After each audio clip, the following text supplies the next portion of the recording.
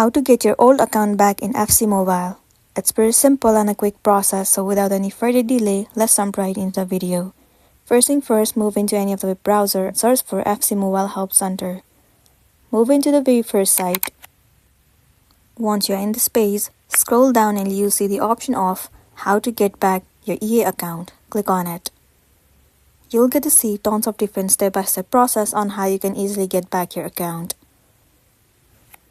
Well, if you can't access the email account attached to your EA account, get in touch with your email service provider like Yahoo or Gmail to see if you can recover it.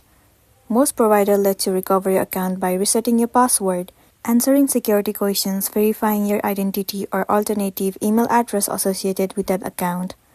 Look for these options on the sign-in page of your email service provider's website or visit their support site for more help. But in case if you have forgotten your password, then you can try resetting your password.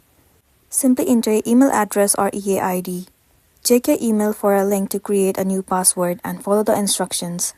After that, you will be able to recover your password as well. Once you have recovered your email address and the password, in order for you to log in, simply open your game on your console. If you're on mobile, simply open the EA app. If you play on Steam, you will need to link your accounts.